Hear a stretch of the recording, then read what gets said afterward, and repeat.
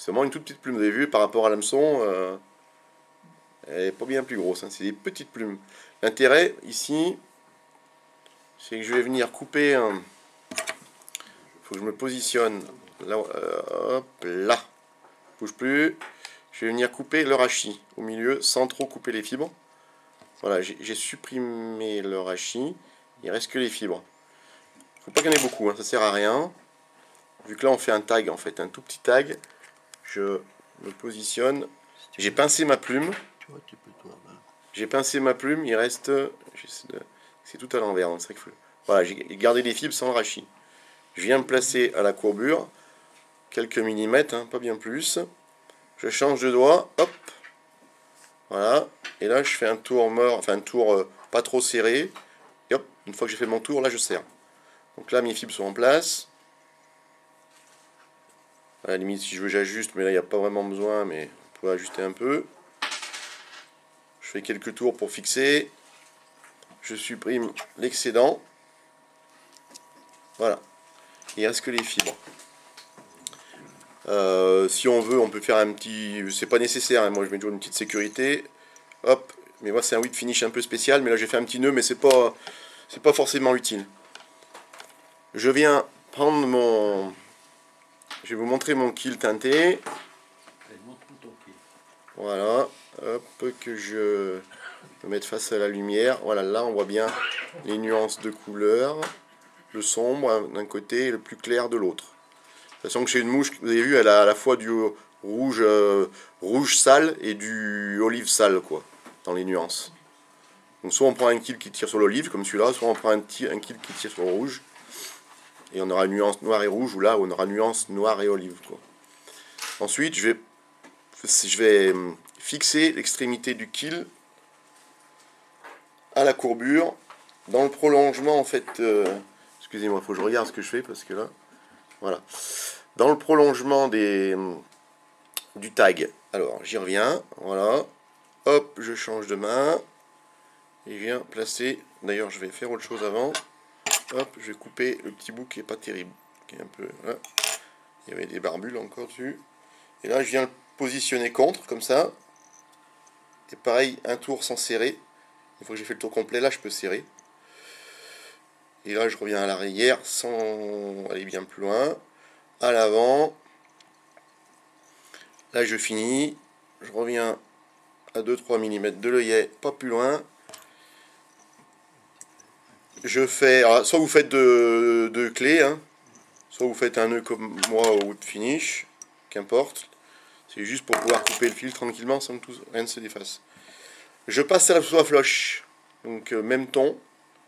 Essayer de me mettre de manière à ce qu'on voit la couleur.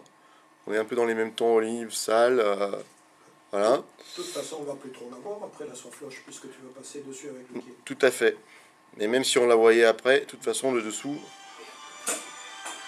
Mais effectivement, on pourrait utiliser n'importe quoi. Hein. Donc là, je forme mon corps. Mon corps conique. Et l'avantage de la soie floche, c'est qu'elle est épaisse et on n'a pas besoin de faire watt 1000 tours avant d'avoir la forme du corps qu'on veut. Et qui plus est, comme elle s'écrase bien, et ben du coup on a une forme assez régulière du corps en fait. Donc, je trouve c'est, enfin voilà, c'est surtout le gain de temps en tout. Donc un corps conique. Parce qu'il faut le faire quand même un peu épais le corps. Ah, c'est une mouche qui est assez trapue, hein. C'est pas une caïnis. Voilà, donc là je vais faire mon nœud au whip finish ou mes clés. Hein. Moi je fais pas de clés. Hein. Mais bon, l'essentiel c'est de nouer. Voilà. Alors, voilà. Donc comme je disais, pour ceux qui n'ont pas de kill teint, on peut aussi bien faire la mouche avec ça. On oublie le kill et le corps il va très bien comme ça. Hein. On peut même faire, si j'ai tenté tout à l'heure, le faire en deux couleurs. C'est-à-dire que je fais mon corps conique là, comme ça, et au lieu d'avoir fixé un kill ici, je fixe deux fils différents, tous les deux ensemble. J'en fixe, allez, on va dire 10 cm, je les prends tous les deux, et après je les tourne comme un kill. Donc ils s'enroulent l'un contre l'autre, et ça fait ce corps bicolore qu'on retrouve chez cette mouche. Là j'enduis le corps de vernis La prise rapide, c'est du vernis à ongles. Avant de rouler mon kill dessus, pour le fixer. Là, on peut se permettre de charger un petit peu quand même. Vu que de toute façon, ça va être dessous. Si ça ressort, c'est pas grave, vu qu'on en remet encore une deuxième fois après. J'allais oublier quelque chose quand même. Si je veux que ça se passe bien, il faut que je remette ma soie de montage. Voilà, là je la croise une fois. Hop.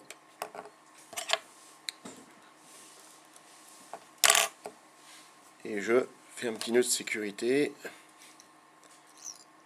Voilà. Donc, je prends ma pince à hacle, je prends mon kill et je viens l'attraper au bout. Voilà, là on tire pas trop quand même parce qu'il pourrait casser, mais c'est costaud quand même. Ceux-là ils sont vraiment costauds. Hein. Et là on enroule en spire jointive tranquillement. Alors, vous voyez que le fil s'enroule en même temps, mais c'est pas grave. De toute façon, vu que j'ai fait un nœud, je vais revenir aisément au point de départ. Allez, un petit tour pour le fun. Il y en a largement assez. Donc là, je me rapproche. Il faut que je récupère les tours morts, mais ça va arriver. Voilà. Donc j'y reviens. Petit coup derrière, comme dit Matt, un coup derrière, un coup devant. Un coup dans le zig, un coup dans le zag. Voilà, l'idée étant de pincer le kill. Donc là, hop, on y est. Je coupe l'excédent de kill et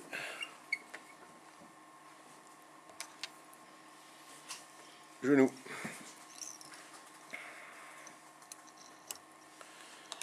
Alors ensuite, on revernit le corps.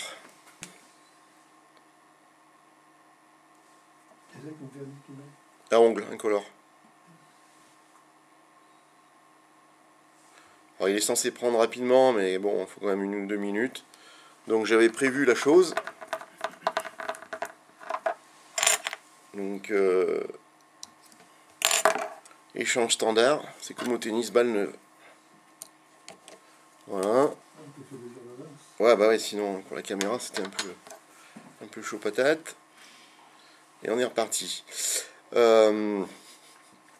Donc là, nous reste à fixer les ailes, cul de canard et perdrix mélangés. Et comme on n'utilise pas de thorax, pas de dubbing pour faire le thorax, j'utilise une plume beaucoup plus petite que pour celle qu'on utiliserait pour monter une mouche type araignée, où on prendrait des fibres qui seraient de la longueur de la hampe. Là, les fibres sont petites. Ça correspondrait à la hampe d'un hameçon de 18, alors qu'on est sur un hameçon de 14. Voilà notre plume. Vous voyez, c'est pas gros comme plume par rapport à l'hameçon. Voilà. Grosso modo, c'est la même longueur que le tag, quoi. Je viens fixer ma plume. Hop, hop, je croise, toujours. Je reviens, je recroise. Et je coupe le reste. Hop. On va essayer un tout petit bout pour le pincer. Tac. Éviter que la plume se barre. Donc ça sera pour faire les pattes. Hein. On est bien d'accord, c'est pas pour faire des ailes. Ensuite, je vais fixer quelques... Je viens me repositionner assez en arrière. Parce qu'il y a un peu de matière à fixer quand même. Je vais refaire comme pour le tag tout à l'heure. Je reprends ma plume de cul de canard. J'en prends même plusieurs. Où je viens couper le rachis au milieu sans, si possible, trop couper de fibres. Je vais essayer de me placer vers la caméra. Voilà ma plume sans rachis. C'est des tout petites plumes, donc j'en prends 3-4. Je fais la même opération sur les 4. On va même fixer, je vais même fixer que ces deux-là. Déjà, on verra ce que ça donne. Voilà mes plumes. Les deux sont l'une contre l'autre. Je vais vous montrer. Là, on a 2 rachis. Vous voyez. Hop, je reprends tout ça. Je fais une petite pincée comme ça, entre les 2 doigts. Je me repositionne mes doigts pour qu'en fait toute la partie où il y a le rachis soit sous mes doigts. Et que je ne le pince pas avec le fil. Donc là, on n'a que des fibres. qui dépasse. Et là, je vais positionner la longueur de la hampe de l'hameçon. Voire un peu plus, mais guère plus. Parce que c'est une mouche qui a des grosses ailes quand même. En taille, je vous dis, ça ressemble à une mouche de mai. Voilà, je fixe mes fibres. Je passe un coup derrière, venir les pincer comme il faut. Et je reviens. Voilà. Je coupe l'excédent.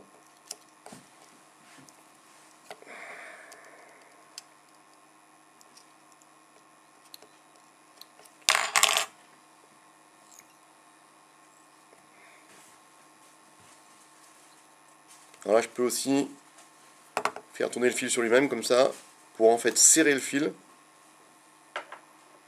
ce qui le rend à la fois plus costaud et ça prend moins de place, parce qu'il est plus serré sur lui-même. Et je viens couper tout ça.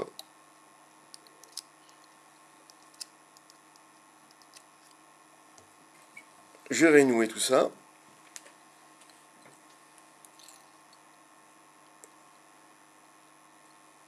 Donc là, il faut nouer fort quand même.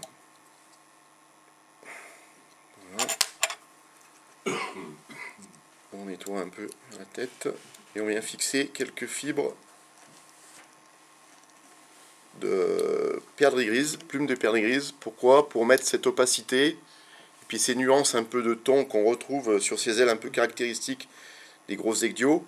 Je pose sur la photo, elles ont des taches en fait. C'est assez caractéristique de ces. Il y a quelques espèces d'ecdios comme ça qui ont des ailes tachées en fait. Donc la Torantis c'est le cas.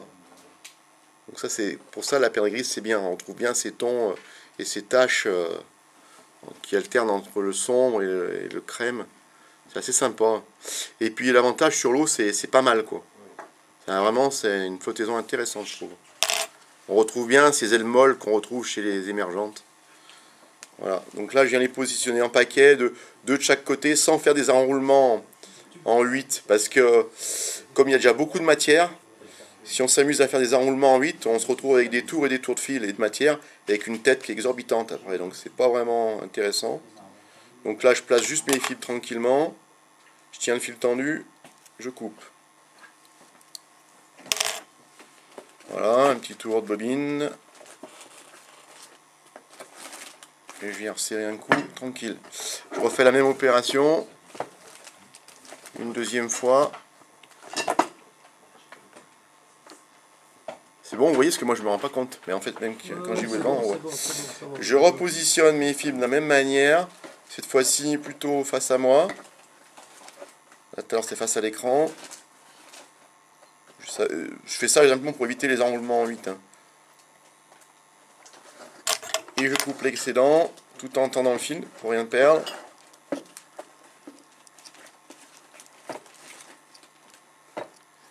Et là, plutôt que de faire passer devant derrière pour bien pincer les fibres, je vais quasiment commencer ma tête en fait. En serrant bien, puisque de toute façon il n'y a plus que les pattes à fixer. Donc je vais faire un début de tête pour commencer à bien préparer la finition de la mouche. Et là on serre pour bien fixer tout ça. On n'est pas loin de la fin. Elles arrivent. Donc l'idée maintenant c'est de faire les pattes. Donc voilà notre mouche là qui a son mélange de cul de canard et de perdrix grise. C'est assez joli. Je prends ma plume, après on est dans du classique. Hein. Et donc là on va bien prendre les fibres avec la main droite pour les droitiers. Pour les mettre vers l'avant. Pour pas qu'elles soient pincées en fait par les enroulements de hacle. Et je viens faire un premier tour tranquille. Voilà. Je finis mon premier tour. Voilà. Un deuxième.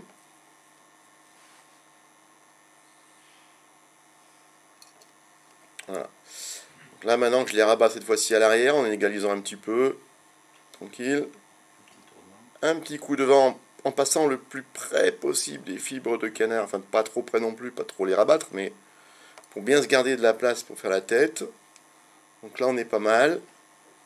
Si je suis gourmand, j'en fais un deuxième, mais c'est pas une enfin c'est pas, on fait comme on le sent. Si on veut beaucoup de pâtes ou pas trop de pâtes. Là je vais quand même reculer un peu parce qu'il y a un petit... J'étais vraiment près de l'œillet. J'essaie de remonter tranquillement. Sur ma tête, elle est quasi finie.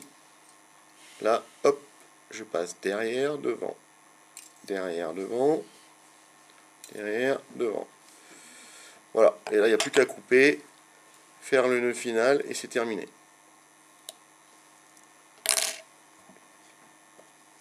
Donc là, il y a quelques filaments qu'on élimine. Et moi, comme je suis un peu feignant et que j'ai les gros doigts,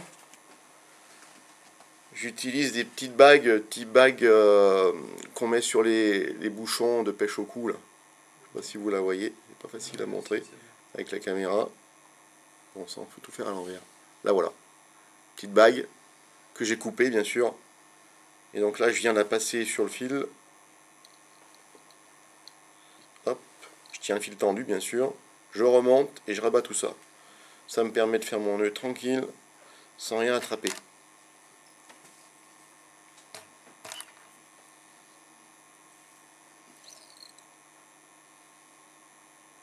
Donc ça c'est un whip finish que peut-être pas mal ne connaissent pas. Je sais pas, c'est le Tiemco. Non.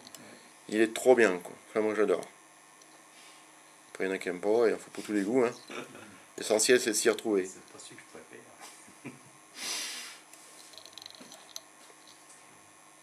Voilà. On est pas mal. Voilà, donc la mouche est terminée. J'ai descendu les poils de la... Bon là la tête est un peu partie sur l'avant, donc un petit coup de vernis sécurisera, sinon on risque de se défaire, mais sinon voilà, dans l'esprit la mouche elle est montée quoi. Voilà. 100 kills. Et juste avec deux soifloches de couleurs différentes. On arrive quand même à quelque chose de pas mal non plus. En termes de champ. Ou peut-être pas bien. Mais là il y a deux couleurs différentes. On la fera circuler la mouche autant. Ah bah si, tu vois que ça fait. Je sais pas si on voit les deux tons de couleurs.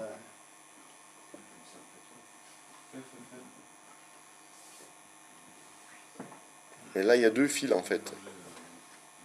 Bon c'est sûr que c'est un peu moins marquant et régulier qu'un kill, mais c'est pas mal quand même. Ah ouais, si, On la fera tourner la mouche. Ouais, c'est...